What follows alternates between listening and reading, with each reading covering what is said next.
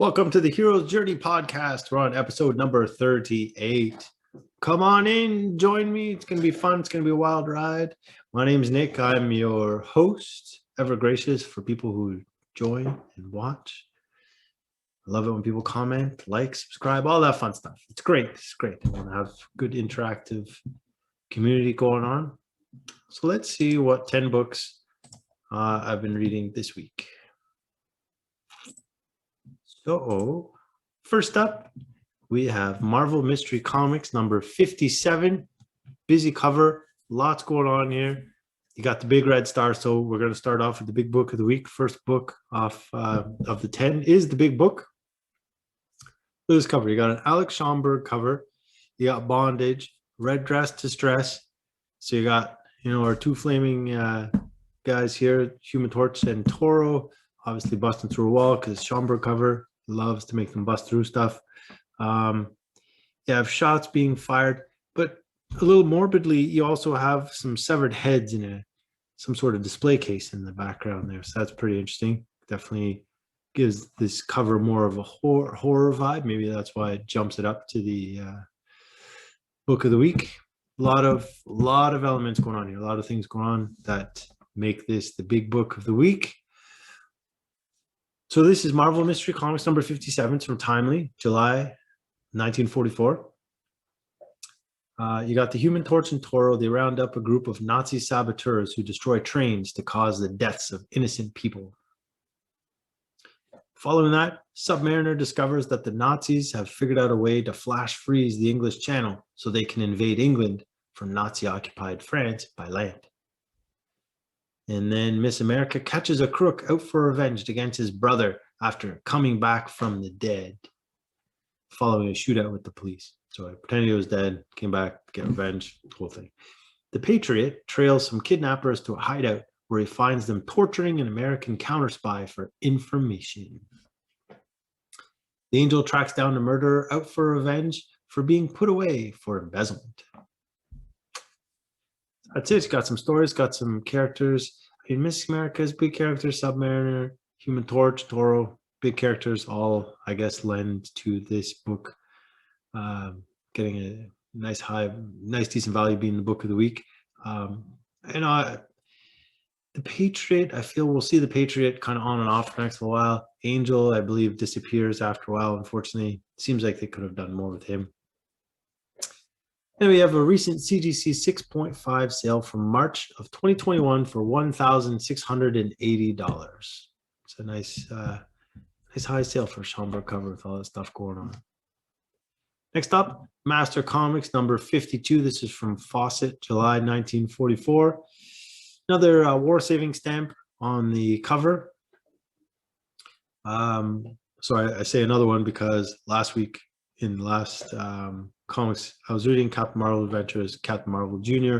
also featured the war stamp on the cover.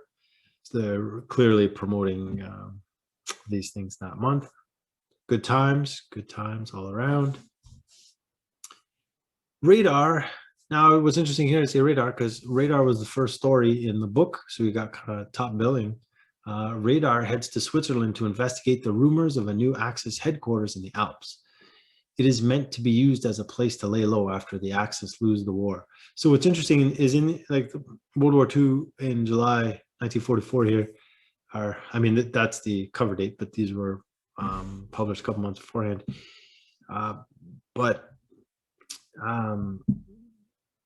It's interesting that at this time, World War II raging, they're talking about the Axis losing. So it seems like the tone is changing a bit in the stories where before, they're really fighting against the Axis and they're really trying to take them down and they were a major threat. Now it just seems some of the stories are starting to incorporate the Axis inevitably losing. So it seems, in my mind, some people think it's a foregone conclusion that this war will end with the Allies coming out on top. And then Captain Marvel Jr. finds his powers drained into a battery by Martin Mayhem, who himself gets the power to become Captain Monster, although it is short-lived. You have a recent CGC 5.0 sale from April of 2019 for $89. That seems very low for a golden age. And so and mostly because I'm loving this Radar character. I feel like you should get more love in the secondary market. But after that, we have More Fun Comics number 98. This is from DC, July, August 1944. Simple art on the cover. Not a huge fan. Just seems basic. I mean, like I'm all for Jack Cole's Plastic Man on the cover of comics, but this just seems, again, just basic. Just seems too simplistic. It's not the best use of the elements. How about that? The Spectre and Percival Pop. So this is interesting. Again, the Spectre is usually the last story featured in this issue and the series, but now he was the featured story. So the Spectre and Percival Pop stop a gang of thieves from stealing the payroll at an animation studio. Now this is after Percival was on guard, dreaming that cartoons came to life and did it. So, you know, whatever. After that, Green Arrow and Speedy accidentally hit a gold fawn with an arrow in a neighboring garden and end up taking down a gang of gold thieves. Johnny Quick discovers a scheme to sell a tonic that claims to make you better physically, but really puts you to sleep so that you do not wake up when thieves come to rob you. It's kind of the is a take on the snake oil salesman of the olden days from even then. Dr. Fate finds that some mobsters are using a pint-sized double for their pint-sized boss. And this, as far as I can tell, will be the last appearance of Dr. Fate in More Fun Comics. So after this is last, that's it. After that, he's done in the series. Aquaman stumbles upon a scam to make it seem like gold is being extracted from seawater, but it's a scheme to launder stolen gold bars. Recent CGC 8.5 sale from March 2021 for $1,053. That's a decent sale, over $1,000. Golden Age book. I could see it. Now, I thought this was interesting. This is from the Johnny Quick story, just showing you some of the art in this story. But clearly, some more attention to detail. Like, there's a lot of elements on this page. It's not like, you know, there's a lot of blank spaces, but just the faces are kind of nuts. Like, if you look, like the bottom right panel, what is going on with those guys' faces? I call this kind of melted faces. It's kind of what it looks like.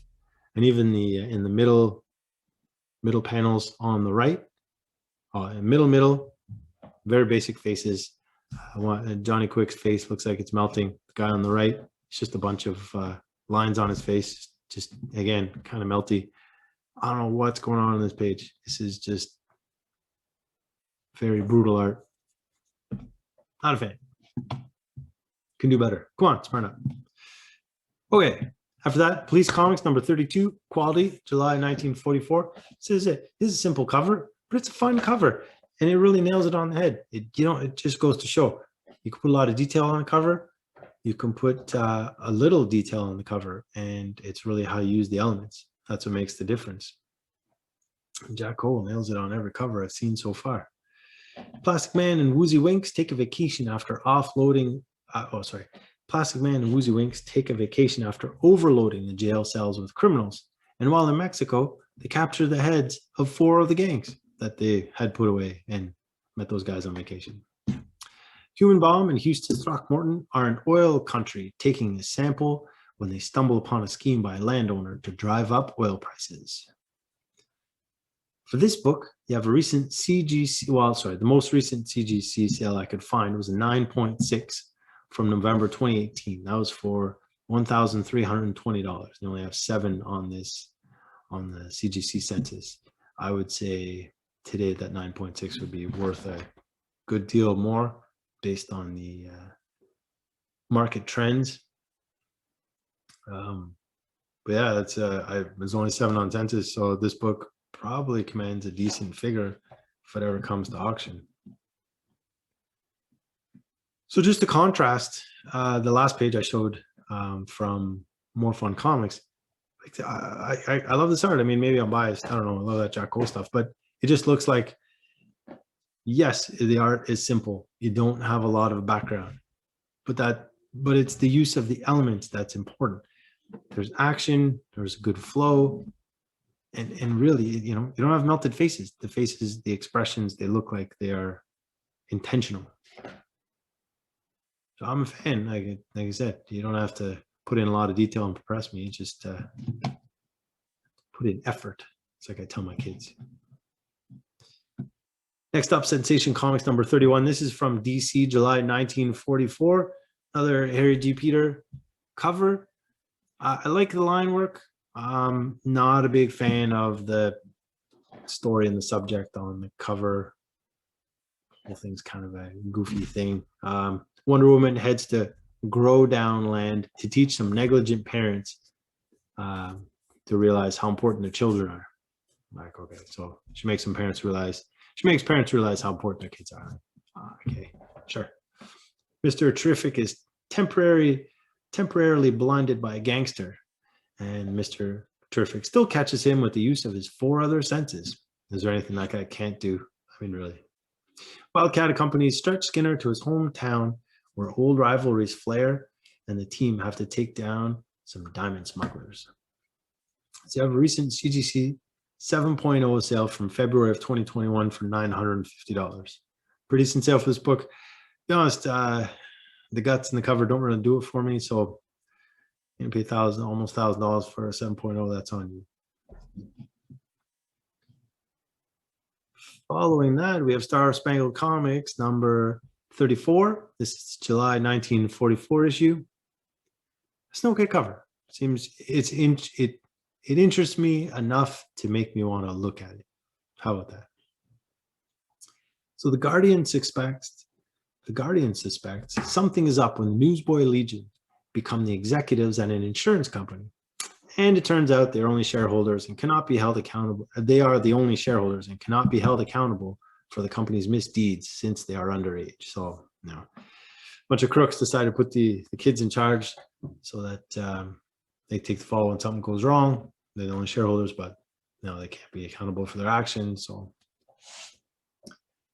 good times. Star Spangled Kid and Stripesy take down a mob working on a tight schedule of crimes to commit and help a Greek immigrant to land a job. Robot Man is lured to the house of a wealthy individual who collects brilliant minds. So people with brilliant minds, sorry. And he holds them captive to develop gadgets to commit crimes. And Paul Dennis, Robot Man's alter ego, was one of the guys that was being held captive for a while till he takes off his fake skin, becomes Robot Man, and there you go. Liberty Bell joins some actors to entertain a company of soldiers when a spy is discovered stealing military secrets. So they go to training camp with Liberty Bell goes to a training camp with some actors that are famous apparently, and it's kind of like a USO kind of show. Anyway, to discover spy stealing secrets. They have a recent CGC 7.5 sale from July of 2020 for $174. And there's only 8 of these on the CGC census. I figure that sale of $174 for a 7.5, when there's only 8 on the census, seems really low to me. I'm not really a big fan of this book in general. The characters aren't a big draw for me. But I mean, 174 seems really low for a Golden Age book. All right, now we're on to Superman number 29. This is the July-August 1944 issue from DC. Fun cover, very patriotic. Look at all some branches of the military there on the cover. Superman foils a scheme by the prankster where he grants wishes without compensation until he can convince a wealthy man to turn over all his money to help other people, to donate to the prankster, right? And then to make his wish come true. So it's all a big scam. Superman is a target of revenge after he reveals art forgeries in a museum by the tycoon, and the tycoon invents a machine that spins with colors only Superman can see and gets hypnotized. Lois Lane sets out to interview a bakery owner as a fluff piece for the paper, and she winds up taking down a notorious lottery ring. Superman is called to a Kent family reunion, which is strange because he has no relatives. He does help the head of the family come to terms with being broke so he can stop pretending to be wealthy. You have recent CGC 7.0 sale from February of 2021 for $750. Seems like a fair price. All right, another book with a stamp on the cover. This will be the fourth book of this month from Fawcett with the stamp on the cover. Whiz Comics, number 56. Fawcett, July 1944. This will be the fourth and last one that I've seen, I believe. Captain Marvel is approached by an inventor to endorse some very advanced technology for everyday life, but it turns out that slow technological progress is wiser than jumping ahead. Oh, sorry. And then Ibis the Invincible turns gangster when a mob boss is... Probably my words today, I don't know. Ibis the Invincible turns gangster when a mob boss shines a special light at Ibis's head. Luckily, Ty is able to change him back. You have recent CGC 9.0 sale from November of 2020 for $504. And I hope I didn't spoil it, but actually there's a fifth cover. This is the fifth cover of the Marvel family character on the front. Wow, Comics number 27, July 1944. It's from Fawcett, of course. Oh yeah, so this will be the last cover with the war saving stamp on the cover for this month that I was reading about from Fawcett. There you go. So at least this month, Mary Marvel seems to be getting along with the other guys in the issue on the cover there. And Mary Marvel ends up in a town where all the women have taken over the men's jobs and vice versa, as per an extension of a leap year tradition. So we're supposed to do this for a year. Now, this was set up by a supposed advocate for women's rights, assuming the women would fail, and his gang would be able to plunder the town at will. This is a terribly sexist story with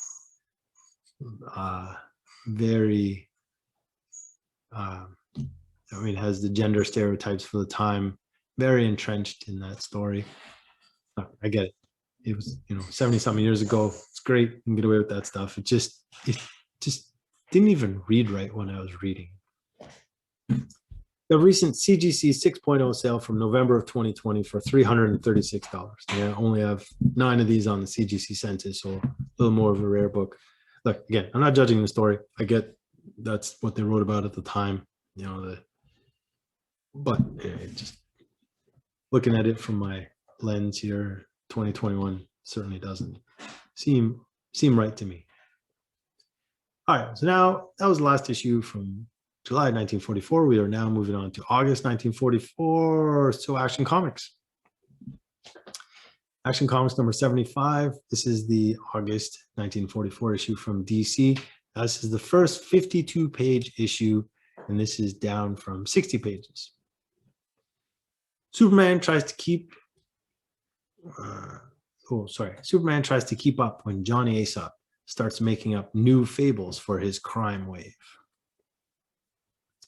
So that's what we see on the cover there, Aesop's Modern Fables. And Johnny Aesop, who's a descendant of the original Aesop, has always lived his life by the fables, and then realized that turning to crime was better, and then anyway, he ends up turning away from crime at the end. Zatara attends a party where a crook attempts to shake down the guests with venomous bees.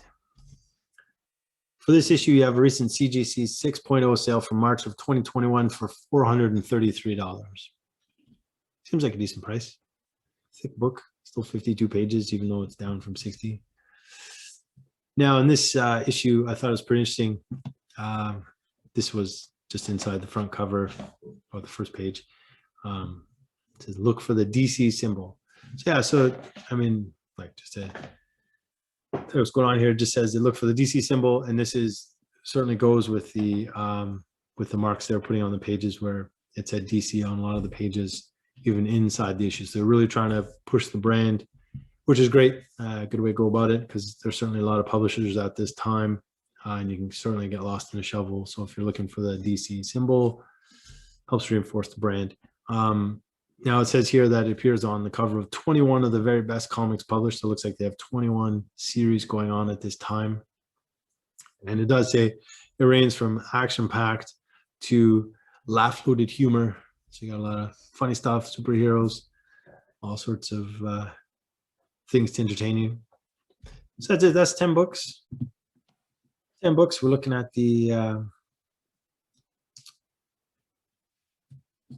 those are 10 books we had for this week. That's all I have. We looked at them, we dissected them, saw some good art, saw some bad art. We saw some branding, which is great. No major new appearances this week. A lot of sort of things just kind of rolling along as they have been.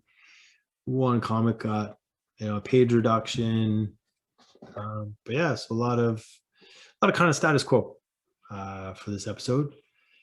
But yeah, that's kind of what it is. I feel like a lot of the issues of the time, it wasn't like now where every week there's a new character popping out in pages and trying to make a big deal out of it. Back then, really, that wasn't the case.